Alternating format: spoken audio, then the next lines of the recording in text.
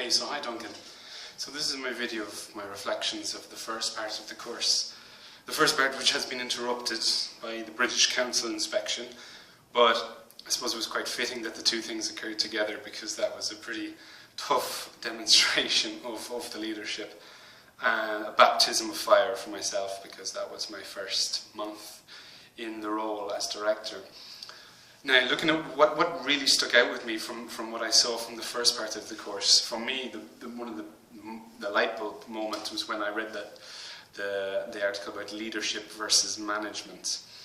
And I thought it was really, really interesting. It was very clear for me to follow, but it was something that I had been feeling before, and it kind of spelt it out for me in very clear terms. I think in terms of leadership, it's something that I like to do and I aspire to it, but the management side is the side that maybe I could do better, that I could do more on. And I'll give you an example.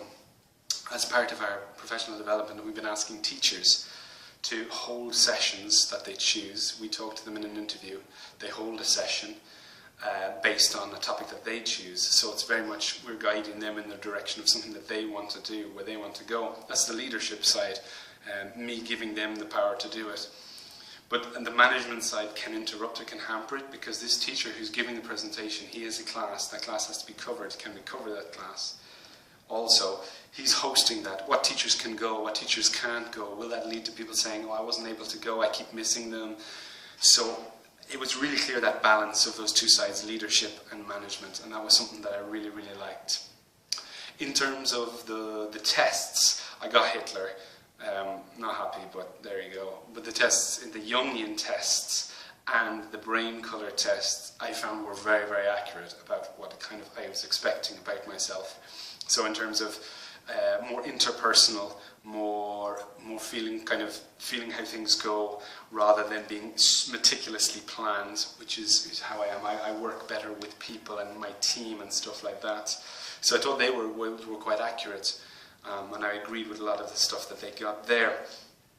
In terms of the other kind of things, I thought the one part I found behavioural theory of leadership that was mentioned, I thought that was very, very interesting, because they said the idea that leadership can be learnt, and I think I agree with that 100%, because if you had asked me possibly 2 years ago, do you think I would be in this role, I would say not a chance, it's not me, but it can be learnt. It's always learned with experience, and I'm learning that.